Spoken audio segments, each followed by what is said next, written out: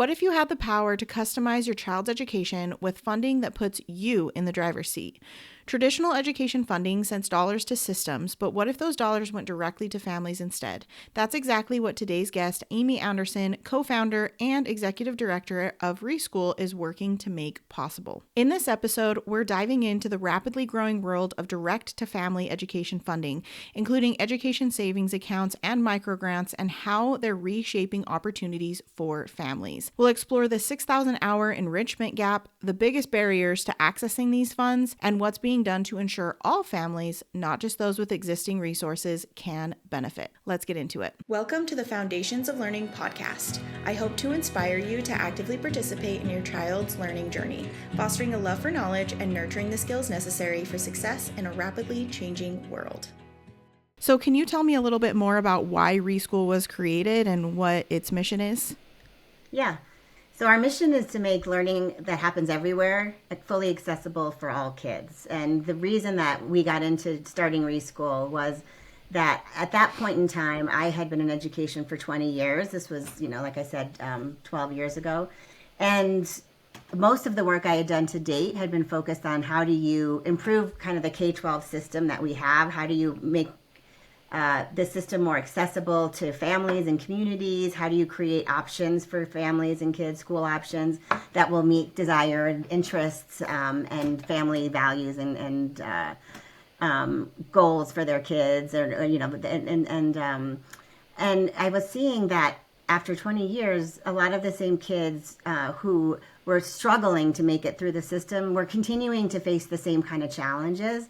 And I wanted to get kind of closer to understanding what the experience was of the kids and the families for whom that was happening. And so the idea for RESCHOOL was to move beyond kind of focusing on schools as a unit of change or districts or policies, and actually focus on families as the unit of change. Like if we could understand what the experience was of families and kids and see what the barriers were that people were encountering or what opportunities they were seeking that were not readily available to them for various reasons, and we could co-collaborate and problem solve for that and create new paths or new options, that I thought that would be what could transform our education system much better than trying to do it from a centralized place and then hope that it's the right thing for parents and kids.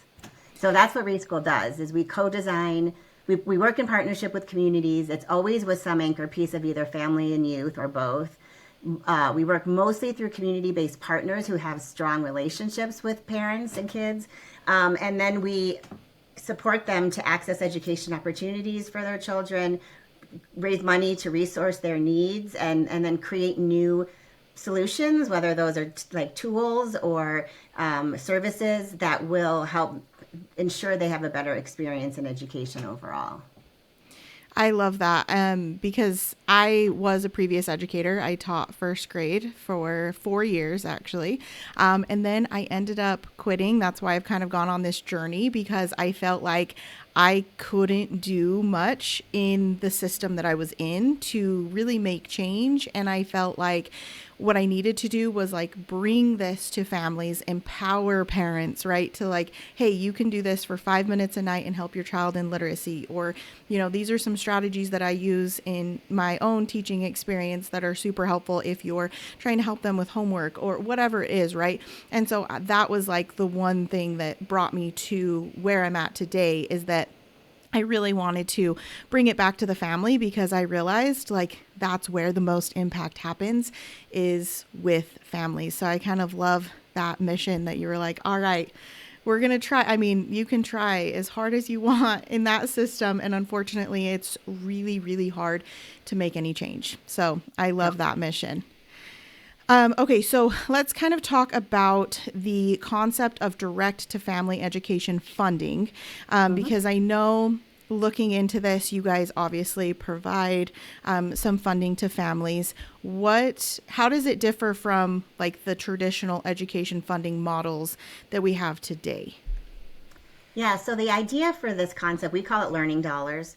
The idea for learning dollars came from one of the earliest things that we did at RESCHOOL, which was we actually shadowed kids through their day. We shadowed a handful of children, like starting in the morning when they're home with their families, to kind of where they went through the course of the day to access childcare and educational experiences. And in the process of doing that, we discovered one thing that should have been an aha, but I hadn't really thought about it in this way before this, was that kids are outside of school and with their families and in their communities 80% of their waking hours. They're only in school, if you're going to a traditional school, that is, like 20% of your waking hours. And so that 80% of time that kids are spending outside of school, they may or may not be engaging in a variety of different learning opportunities, depending on their circumstances and what they have access to. And so that learning that happens outside of school is critically important, and that it's not as equitable as we would like to see, because it comes with high costs often when it comes to things like summer camps, after school programs, tutoring, you name it. Like, most of those things you have to pay for. And a lot of families who don't have the same kind of resources don't have the ability to pay for those services to the same extent. And so parents wanted access to information to know what were the options that they could access for their children after school, during the summer when they were at work, etc. They needed money to be able to actually pay for those experiences often.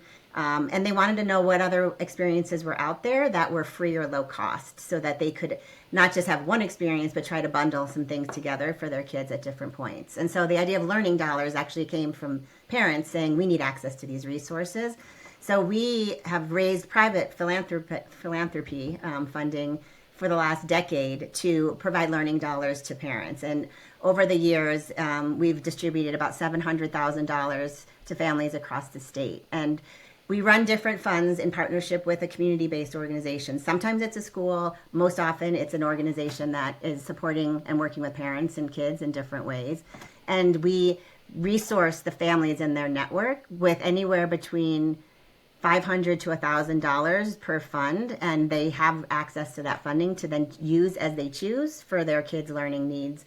And parents use it for a variety of different reasons, depending on what their context is and what their child's interested in, or what their challenges might be in any given time. That's awesome. I do know that there is a big gap in the experiences that children have. I worked only in Title I schools. That's all I've ever worked in. And I had done previous like practicum hours and different things in schools that were not Title I, and you can definitely see the difference in the experiences they have and the background knowledge they have in differing areas. And so I think that's amazing that you're providing this to children and families that may not be able to afford it. I think that's super awesome. Different programs around the country, you asked how they differ from regular education funding. So there are programs like education savings accounts that are in some states like Arizona, Utah, Florida, a variety of states.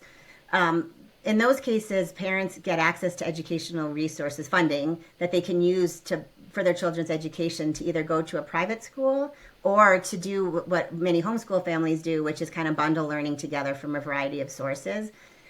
With education savings accounts, you actually the money follows the kid outside of the traditional system into this, they call it the ESAs, an ESA system, if you will. So you have to choose to leave kind of the regular public system in order to have access to the ESA funding. So that is a path that many families choose to take. Our learning dollars are more of an example that a few other states have done, which is like microgrants is what it's been called, which is supplemental funding. So you're still going to school or participating in the public education system, or maybe you're going to a private school, regardless, what you're doing. But then this is money that you get on top of that to supplement that and to really specifically focus on the time outside of school. That's very interesting. That was actually one of my next questions, was about education savings accounts and like microgrant programs, because they are rapidly expanding, and it's something that, like, obviously now President Donald Trump has talked about. He wants to do more school choice and things like that. But I've never really quite understood like the ESAs and the microgrants and things like that, and what you could actually use it on. So are you saying that with the ESAs, that's something that like has to be used in like if you're not within the public school system, or is that just the microgrants, or both of them? Yeah, the way that most ESAs have been written, I don't think there's an exception to this. I know, anyway, the way that most of them have been written is that you have to kind of leave the K-12 public system in order to get access to your ESA money. And Okay. so, like in Florida, for example, people choose to be in the ESA program. The amount of money that's kind of allotted to them per pupil follows them into that program. And then parents can either choose to spend it on tuition to a private school or a bundling of services and resources. So you could be, getting literacy support from a specialist in that area. You could be buying curriculum that you want and to use for your child. You could be spending some of it on activities like arts and enrichment kinds of programming that supplement the academic side of things. And so you have some flexibility, and parents are empowered to make those choices. In some places, you're restricted to kind of approved providers, and other places it's more expansive depending on the state and the program. So that's ESAs. Microgrants, most of the programs that were run over the last few years where they used COVID relief funds, so funding from the pandemic to pay for those things. And a lot of them started during remote learning when kids were in their homes, struggling to learn, needing extra supports. And so these microfund programs were started to provide access to funding so parents could kind of supplement what their kids were doing at home during remote learning. So a lot of those programs have sort of started to go away as that funding source has gone away. Parents, have you ever wondered what your kids are really learning about important topics like taxes, freedom, and responsibility?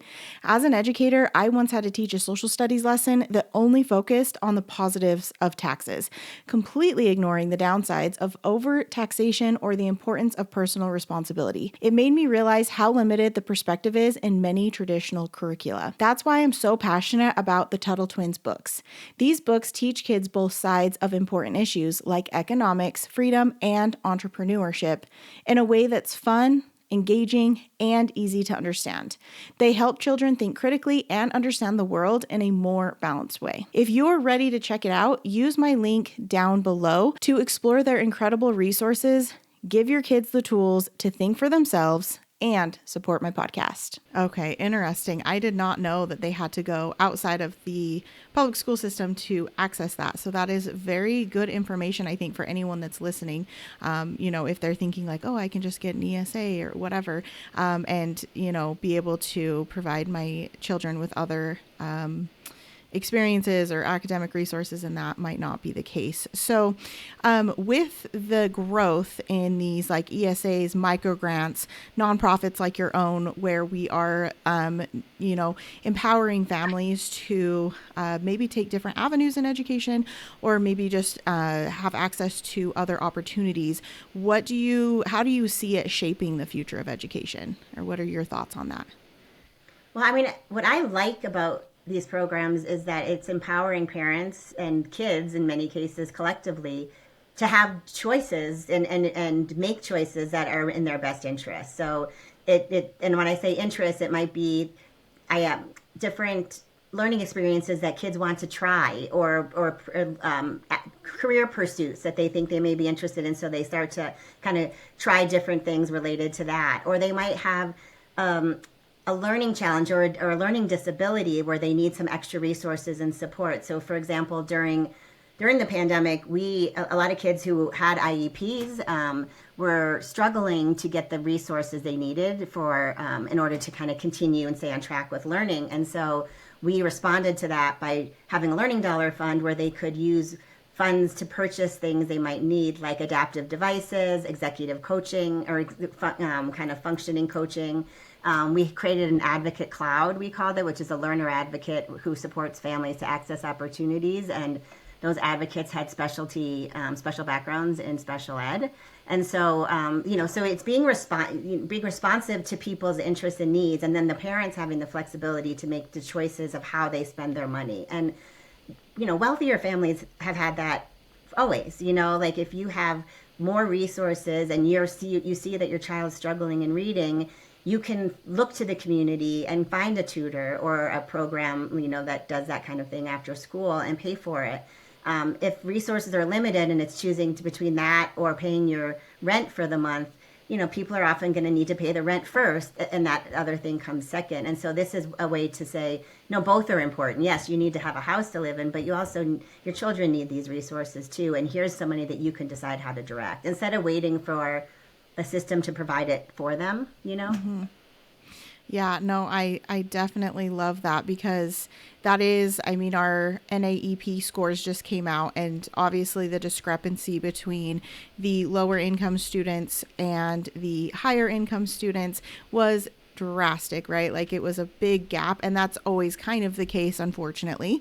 And it's hard for you have your hierarchy of needs, right? So you have to make sure that these needs are met before we can go on to something more. And a lot of the time, that's education, right? For a lot of families, it's like, I feel for them. They're doing everything that they can to provide the needs of their children, and then it's, education is like that next step in the hierarchy of needs. And so I think that's awesome that you are a nonprofit that's providing this if the system is not. And I had to work during the COVID times and remote work, and it was really, really hard. There was a lot of students that didn't have internet. We had to try to figure out how to get them internet so that they could do the online learning. And then, like you said, with students that are maybe in special education or have, need speech therapy or whatever it was really hard to try to continue to give them those services that they are required to get by law as well. And so it was just like a big mess in trying to figure that out. And so I think it's awesome that you guys kind of stepped in because yeah, it was a really hectic time in education, I think. And a lot of families were like, oh my gosh, like just as teachers were thrown off, it was just like a boom, we're done, and figure it out. You have 1 week. And it's like, it was a disaster. So that's awesome. So what are some of the most exciting or innovative ways that you've seen families use these funds to enhance their child's education? Yeah, I can give you a few examples. So one of my favorite ones, so during, for a few years, we ran funds that we actually gave direct to students. And so we would have young people apply as a group. They had to be 3 or more people. And it was something that they wanted to learn together, or a new skill they wanted to try or whatever it might be. And then they'd apply, and then they would get access to learning dollars to pursue that as a collective. And so one year we had a group of kids that wanted to learn about farming and how food grows, and to have a chicken coop so that they could have eggs. And so they had a whole plan. They actually found an organic farmer in their community who could be like their coach. They had $1,000 between them that they were able to then choose how they wanted to direct that funding in order to have that learning experience over, it was like a couple month, 2 to 3 month period of time. And so it was really fun to see what choices they decided to make. That they actually were empowered to kind of like pursue a path that was of interest to them. They did it. They went out and did all these things, and then they came back and were able to share with us what they learned and how they grew from that experience. And so that was a really cool one. One of my other favorites is we had a family who had a daughter who wanted to get into the competitive arts program here, Denver School of the Arts, which is you have to try out to get in. And she had not had any arts programming, really. She was in 5th grade at the time, and then she wanted to go for 6th grade. And so she worked with her learner advocate, because we've employed these advocates on our team at different points along the way.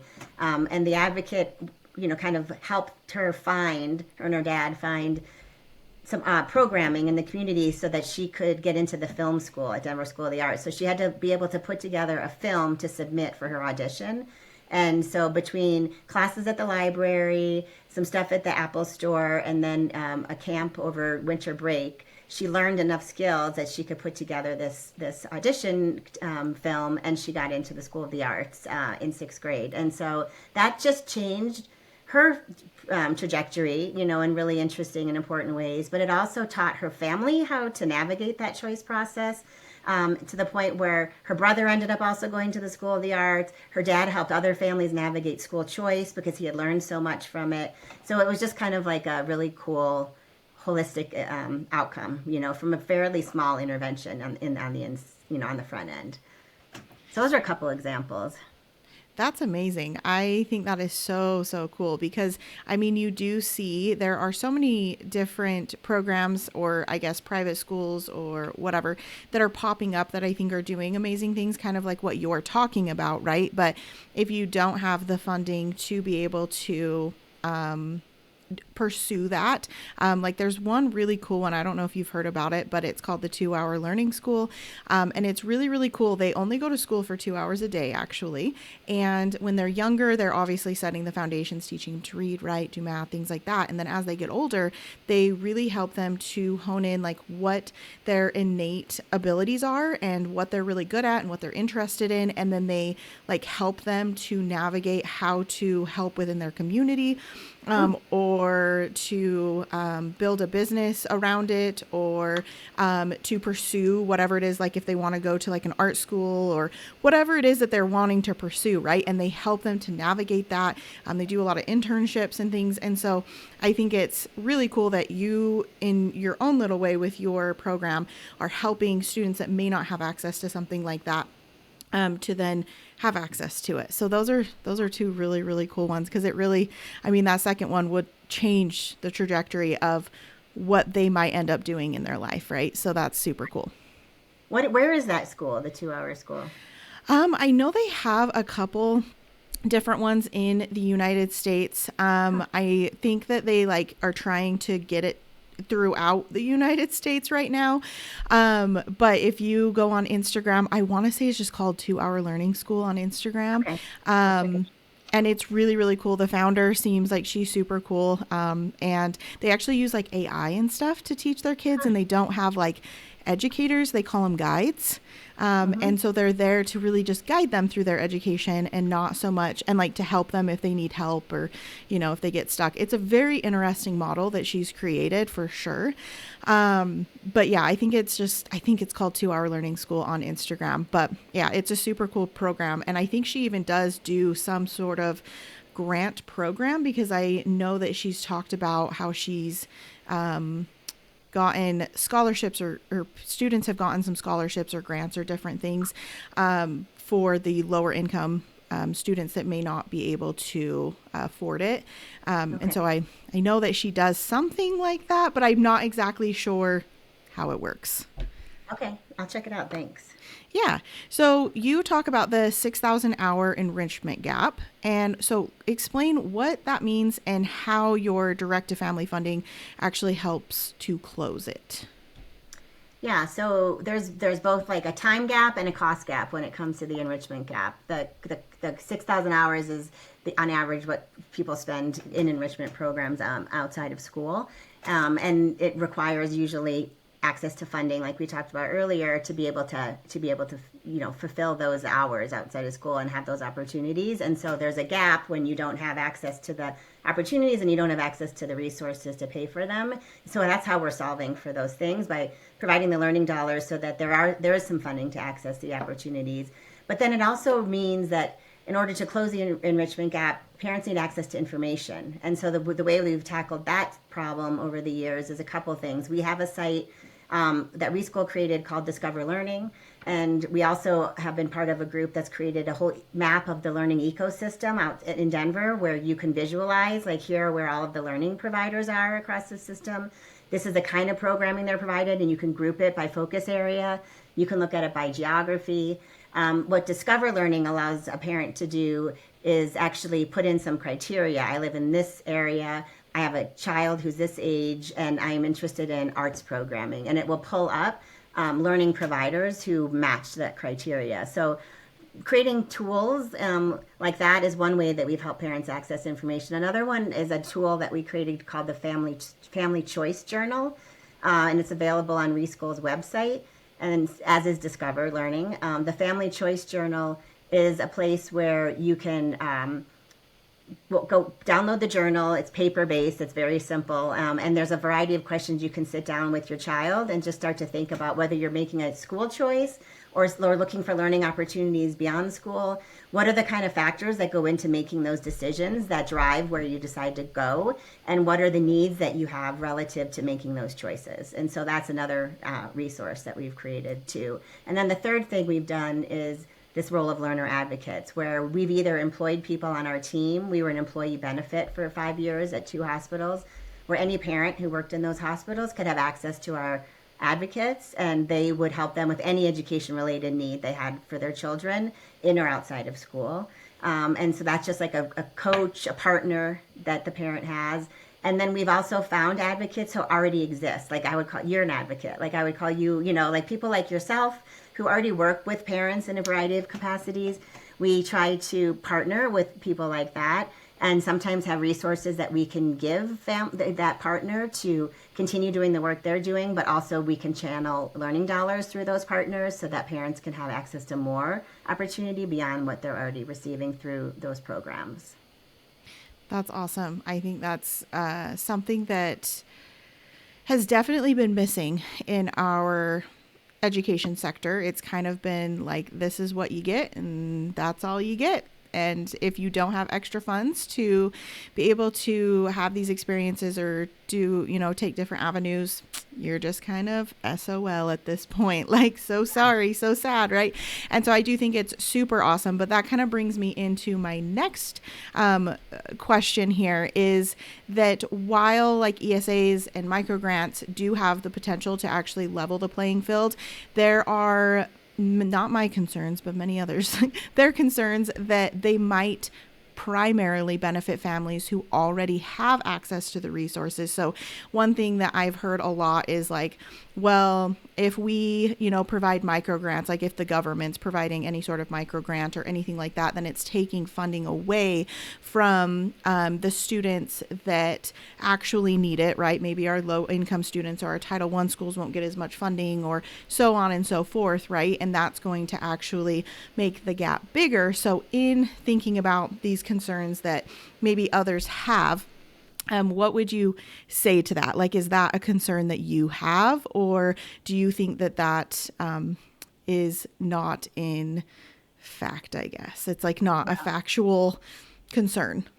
No, I think it's a real concern. And we partnered with an organization called outschool.org because both of our organizations have been supporting families in various capacities with some of these direct funding kind of programs. So outschool.org has supported families with both microgrants and ESA programs. RESCHOOL has been primarily just learning dollars and the microgrant side of things. But the reason we wrote those briefs is because what we learned is that it's so critically important how you design those policies as well as how you implement those programs in order to ensure that you are reaching a diverse array of people in the community. They can be designed in such a way where they will only do exactly what you said, which is they will only reach the people who already know about them, who already have access to resources.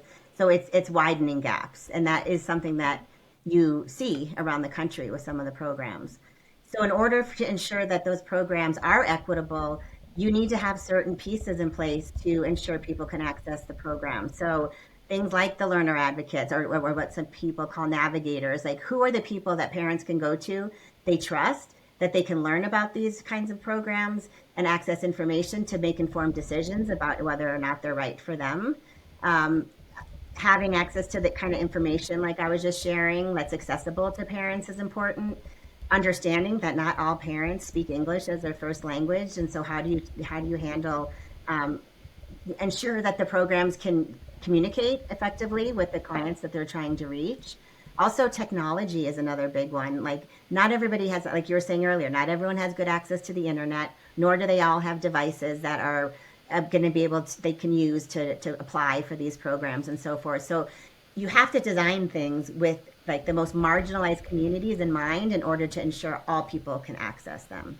And if that doesn't happen, then there will be gaps. That's a real problem. And in terms of kind of the money flowing, being kind of siphoned off from like the K-12 system to this new system, that's a big reason why we've done microgrants instead of ESAs in terms of RESCHOOL's focus, because we don't want to take money from like the existing K-12 system for lots of reasons.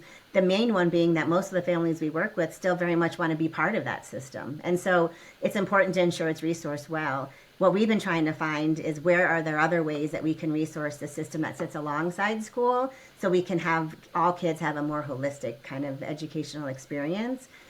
So we've tried to pursue a ballot initiative that unfortunately narrowly missed. We didn't quite get it. That was in 2021. We helped stand up and support a program in Denver called My Spark, which is a mix of city and philanthropic funding to do basically a learning dollar fund, a $5 million learning dollar fund for kids in the city last year. So we're trying to find avenues by which we can combine philanthropic funding with other funding sources to create these kind of supplemental programs.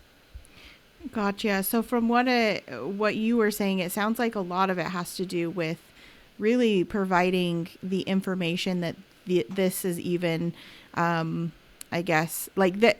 Sorry, I'm trying to think here how I'm trying to say this, but it's really about getting information to the families so that they can make these informed decisions about their child's education. Like that's like, from what I understand from what you said, it almost sounds like that's kind of the biggest barrier. And then obviously there's some like technical things like maybe language barrier, technology barriers, things like that.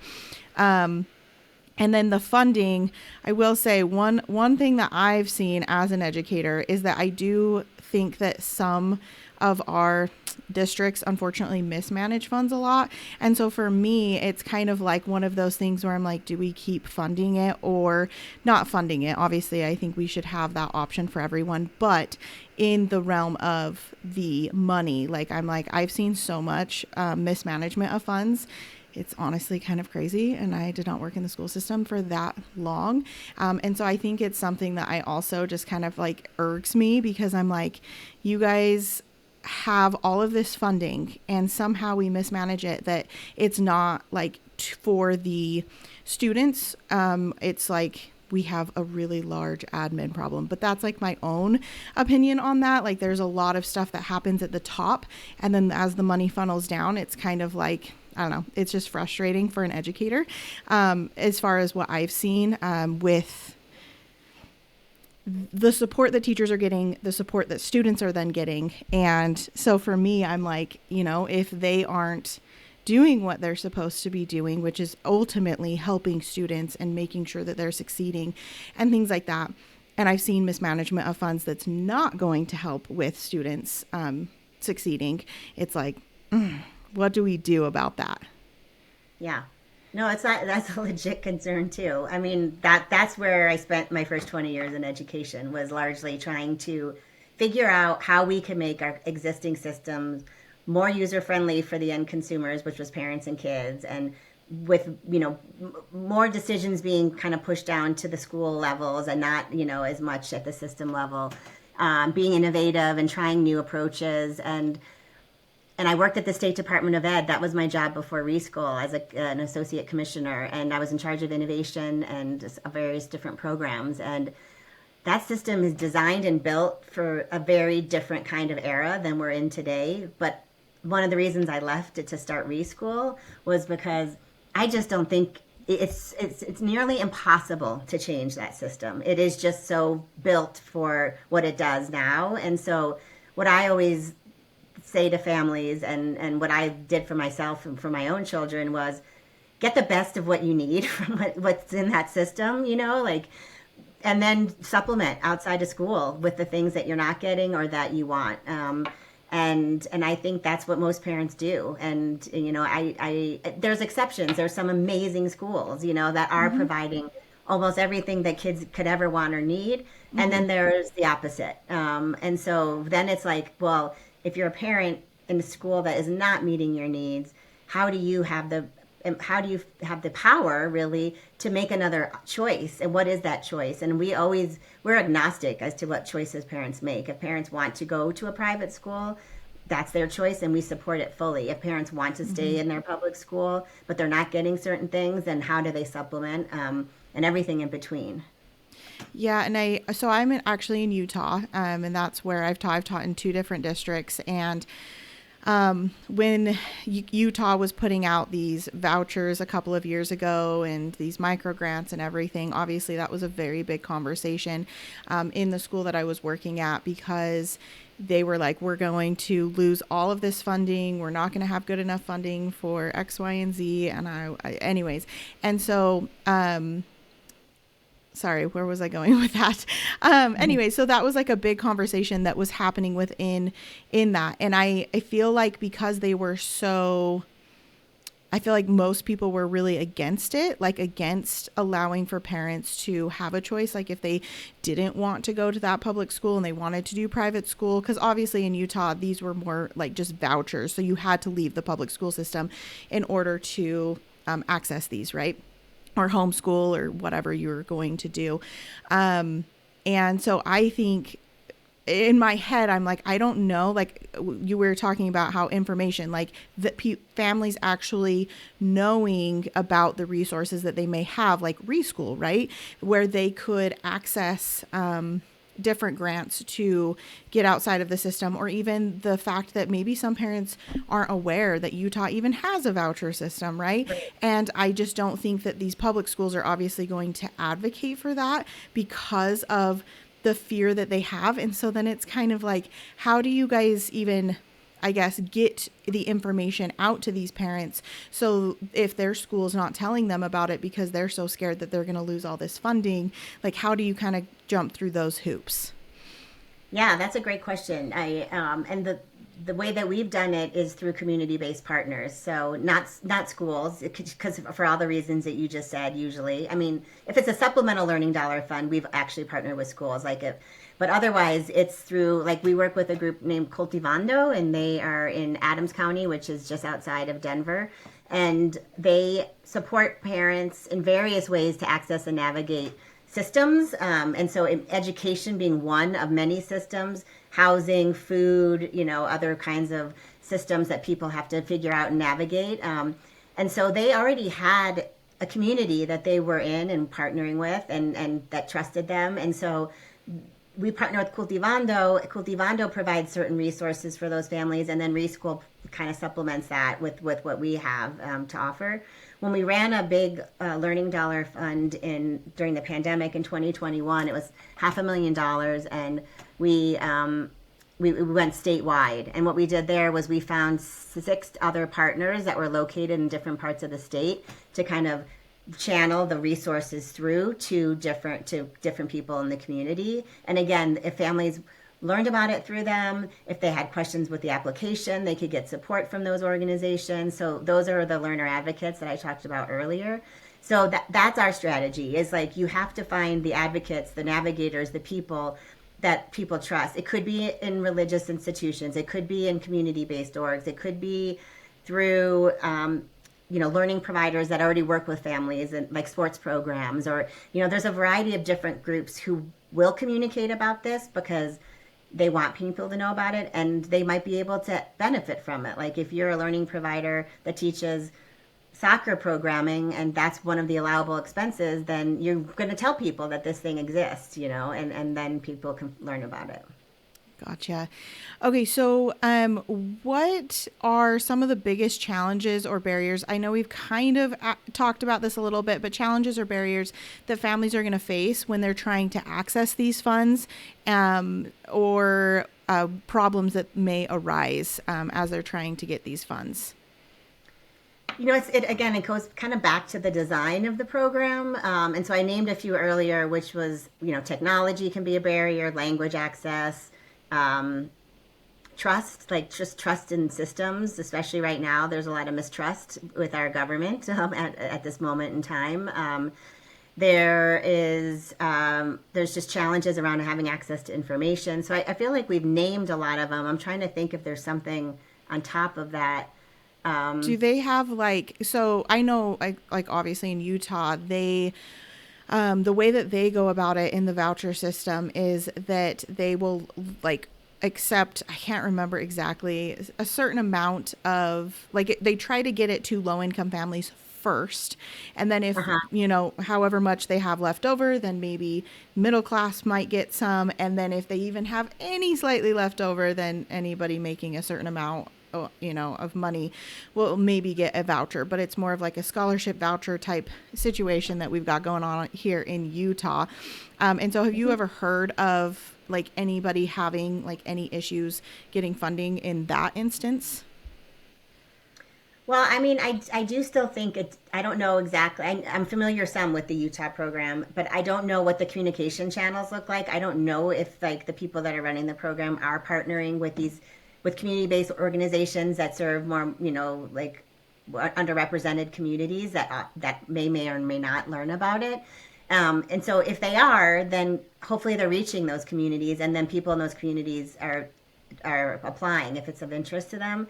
But if they're not, like if they're relying on like more mainstream channels for communication, and centralized approaches to communication, then it's likely not going to reach a lot of people, and then you're not going to have people who apply, and so it will be probably tilted in a way that is less equitable. So I think it just really depends on how the policy is designed, and then who's implementing it, and how they do that. The briefs that we worked on with OutSchool, there's a website called investinfamilies.org, and those two briefs are on there, and we go through more specific examples about how we would design programs from scratch or policies from scratch in order to ensure that there's an equitable participation in the community.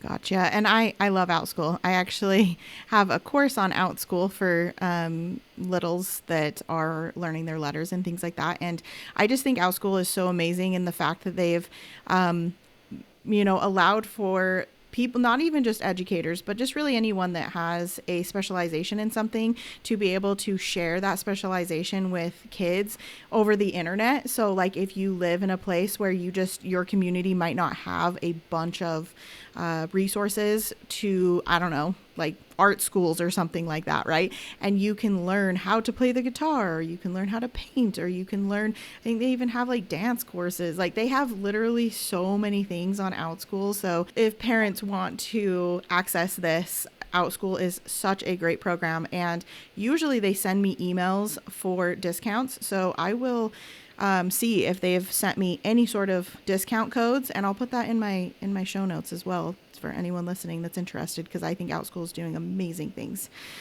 So there's OutSchool, the company, and then outschool.org, which is like an offshoot of the company, a nonprofit. And they're a very philanthropic, kind of mission-driven company who has offered discounts and free programming a lot for kids during the pandemic and so forth. But then they created this offshoot, and they ran some Learning Dollar funds, and we collaborated with them early on in that process. And then they just really have listened to and learned from what they're hearing from the families that were in OutSchool to begin with, and now are engaging with them in outschool.org. And like us, they respond and try to like create solutions in partnership with those communities. And so, yeah, they're really cool. Both arms are really cool, the company and the nonprofit that they created. I actually had no idea that they even had a nonprofit. I'm not going to lie. That's really cool. I didn't know that. Help your child become a confident reader with letters and sounds. This structured curriculum includes lesson plans, games, and multisensory activities to make learning letters fun and effective. Get started today at k3homeschoolfoundations.com or check out the link down below. So RESCHOOL has invested over $1 million in direct-to-family learning grants. What impact have you seen firsthand from these investments? Well, we've seen doors open for kids that might otherwise be closed. We've seen kids have access to opportunities that they wanted to choose because they were interested in it for themselves. We've seen families learn and build their capacity to access and navigate systems in ways that they might have been more intimidated about before. So, for example, we have a mom that was part of the benefit program we provided at the hospitals. And when we first met her, the first year we were doing that work, she was very reluctant to want to kind of engage in systems, in the community. She did not feel comfortable asking for scholarships because a lot of the scholarship applications were really kind of cumbersome and intrusive in terms of their questioning. And so after working with her advocate and trying things here and there, like she got to the point where now she's like super comfortable like doing these things. And we've been able to provide feedback to some of the providers saying, your scholarship system is not accessible for people. Can you change this or that? And they've been able to change things. So we've seen system shift too as a result of feedback that we've been giving them. We had another example of that was the Denver Center for Performing Arts, which is our big arts complex here. They run summer camps that are very popular. They mostly fill up with more affluent kids early on in like January. we were able to broker a partnership with them where they reserve spots for RESCHOOL families. So families have access to those camps now. And after the first year, we had a few kids go, and they were maybe the only person of color in the room, or they didn't feel like they had a community that shared their identity. And so the next year we were able to have 2 spots for that family where you could bring your cousin, your sister, your friend. And so that is also a way for us to have a more diverse representation of people in spaces that might not have historically been that way. And so having a community that's knowing each other, seeing each other, learning alongside each other, becoming friends, it's been really cool. Awesome. So you kind of brought up a little bit about the MySpark Denver and some of the things that you co-authored, like the policy briefs and education funding stuff that you did. With doing all of that, what were some of the key takeaways that policymakers and funders need to understand? Well, we need to invest in our youth. Like, there's a lot of things that we're trying to solve for in our communities, and if we don't invest in youth, then we're going to always have the challenges we have right now. So, like, youth violence has been a big problem here in Denver, in Colorado, especially gun violence. And if kids are actually able to access programming after school, they're involved in their community, they're doing things that they're learning and excited about, then they're not going to be kind of doing other things, And so and we also need to invest in spaces where youth can learn. And so how we do that is my ongoing challenge, because resources are limited, and we've tried, like I said, to run a ballot initiative which would have brought in like sales tax revenue from some other sources, and Colorado does not like to pass tax increases, so it didn't pass. But I mean, I feel like philanthropy has stepped in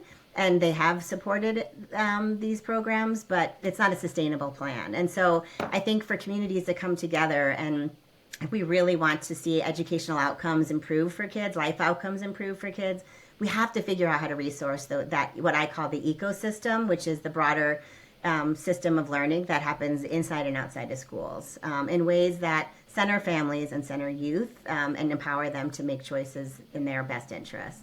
And then we need the infrastructure built around that in order to ensure the experience is a good one, and that's where things like transportation, technology, information exchange, communication, are just critical.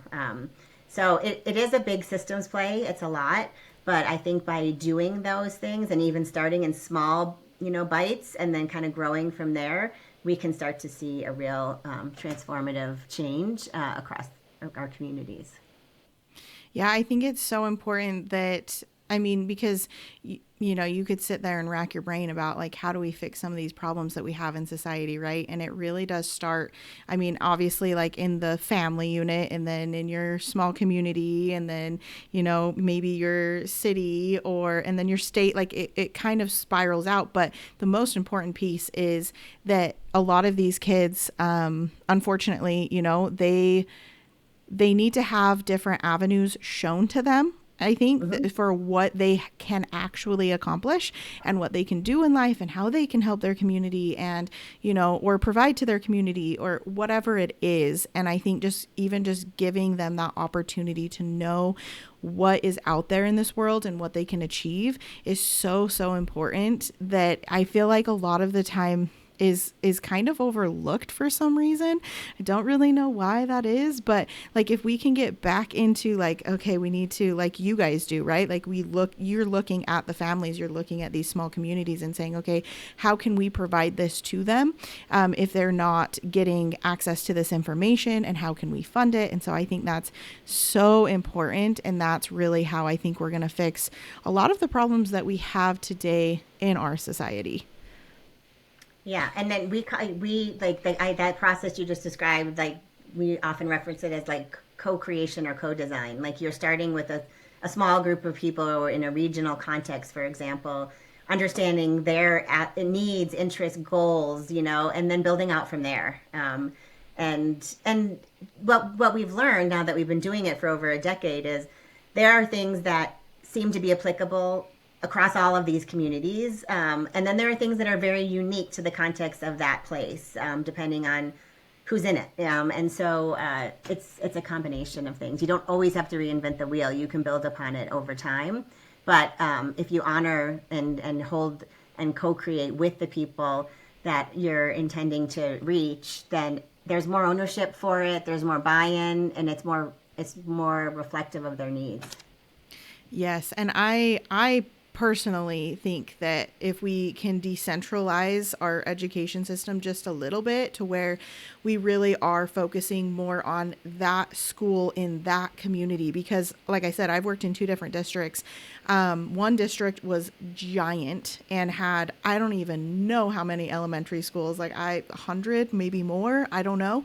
And I've worked in one that was like Title I, largest population of low-income students, and I've also been in one where they are living in like, I don't know, $1 million homes. I don't even know. Like, so the discrepancy between even a district in itself is so different, and the varying needs of each school. And so I'm like, we really need to focus on each school individually and allow for that school to have the funding it needs and then make the decision that it needs to make to best support those students. Because it was so shocking to me in my first year of teaching, I had to do these like, I don't know what you'd call it. They call them support groups. I feel like I'm like an AA or something over here as a first year teacher in support groups. But it was, the lead teacher that was over these program or over my support group, I guess you could say, was talking about like what her first graders were doing. And I'm sitting there thinking, and I'm working at a Title I school, right, with a large population of low income students, ESL students, things like that. And she's like telling me what she's able to do. And she's obviously working in a school that is, they have lots of wealthy families and supportive families and things like that. And she's like, yeah, my first graders are doing this. This is what I do in my classroom. And I'm thinking, this is not even helpful as a support group, because that is not what my students are doing or what their needs are, because we are in like 2 very different worlds. And right. So I do think that the decentralization of education, I think, is super important to be able to actually help the students that are in your communities, and like giving the schools like the most power, because they're the ones working with the students that actually know what their needs are. Yeah, I mean, that was a lot of my first early part of my career was in the charter school world. And that was a lot of what that whole movement was about, was really focusing in more on schools and how to build schools that were more reflective of the community's needs, and pushing more decision-making and resources down to that level too. Yeah, I think it's super important. So with your program RESCHOOL, I know you're in Colorado, and is that something that like you only help families that are in Colorado, or do you kind of like help families all over the United States? What does that look like for you guys? Yeah, most of RESCHOOL's work has been in Colorado. Like the work that we do directly with parents and communities and youth is just in Colorado. That said, we have resources and information that we've made available that others can use in their own context. So we have that I told you about this family choice journal. Anyone could use that anywhere and download it from our website. We have a game that we created called Revolve, which is more of a professional development kind of resource, or even something you can use in the classroom, where you live a year in the life of a young person and kind of they go through various experiences, and it kind of shows the importance of centering the young person and having access to an array of opportunities, and how that furthers different skills and competencies and goals you might have. So that's available to anyone as well. We have another resource called Design Lab that we created around the co-design process. And so if you are in any community around the country and you have an idea, or you are seeing a challenge in the community and you want to co-design some ideas and solutions with a group of people, that this resource, this Design Lab, is one that you can pull tools like listening tools, or other tools for planning prototypes and trying new things together. And so that's another resource. So that's how, between that and then sharing our story and our learnings through things like this podcast, that's how we reach a more national or even international audience at times. But most of our core work is in Colorado. Got you. I think that's super important. Just like we said, right? Getting the information out to families is one of the biggest pieces. Just knowing that there are other options is super, super important. So, if a parent is listening today and wants to advocate for these funding opportunities in their own community, what are the best steps that they can take?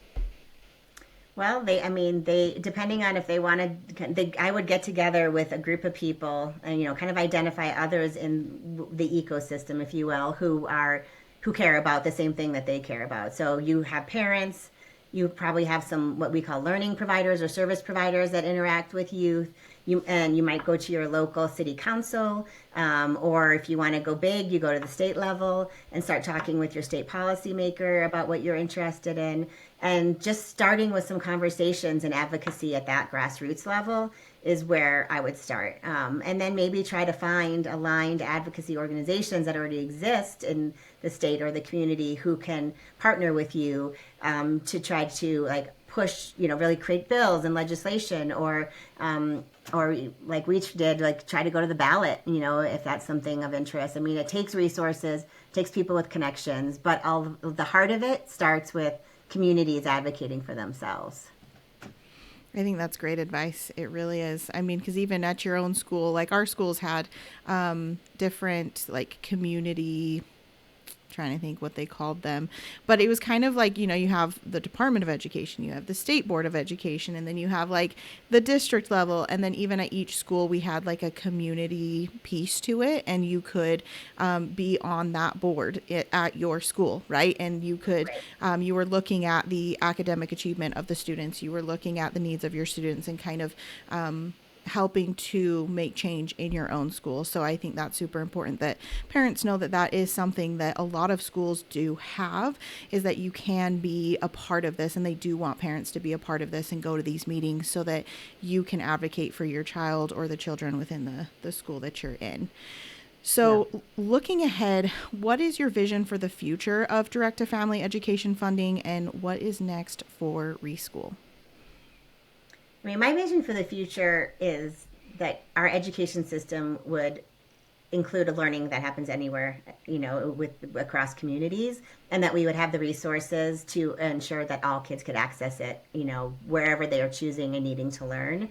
And so that's the ultimate vision. And not only accessing opportunities, but being able to curate and track and document what you're learning across these spaces, and then it's validated by people that matter, so you get a transcript, if when you graduate high school, that you can then take to college, to job, whatever you decide you want to do.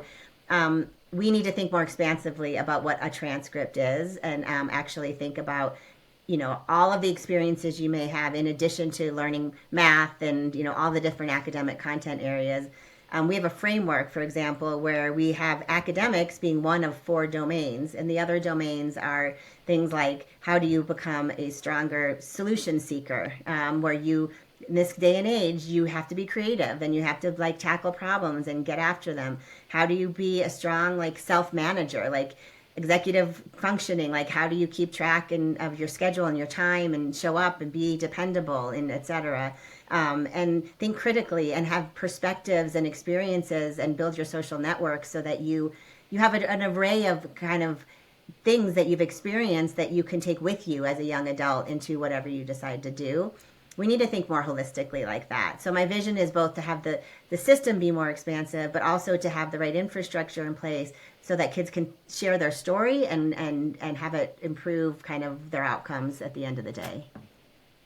I love that. I think it's super important because we really do need to start looking at things more holistically, as far as it goes with kids, right? We need to look at so many things like nutrition and our sleep habits, technology use. And like you said, all of those amazing things that you just mentioned are so important if we want to have a thriving society. So I think that is an awesome mission. I think that that's a great vision that you have, and I would totally agree. So I hope that you have continued success in what you guys are doing, and I guarantee you guys will. And so that's super awesome. But I have loved having this conversation with you. I think that my listeners can get a lot of good information from what you have discussed with us. And I also learned so much from you just in the realm of ESAs and grants, because like I said, I don't really understand that. It's very confusing. And I feel like, you can read the policies and you're still like, I am so confused on how this exactly works and who can get funding and how do we do this. So I think that's super awesome. And I will make sure that I have all of the links to your organization as well in the show notes so that people can access those resources that you were talking about, so we can get information out and people can be more aware of what their options are so that they can make an informed decision about their child's education.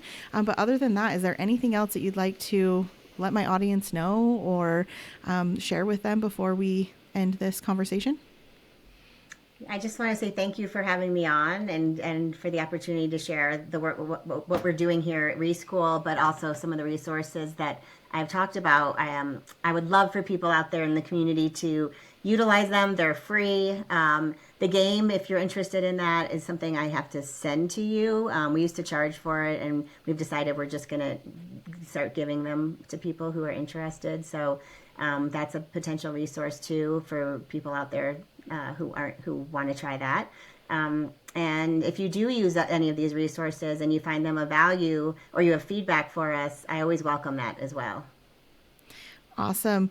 Well, thank you so much for taking the time, and I hope that you have a great rest of your day. Thanks. Take care. Thanks for listening. If you enjoyed this episode, be sure to subscribe wherever you listen to podcasts so you never miss an update. Literacy is the foundation of learning, and every child deserves the tools to succeed. If you're ready to take the next step in your child's education, check out my website at k3homeschoolfoundations.com for resources, curriculum, and support to make literacy simple and effective.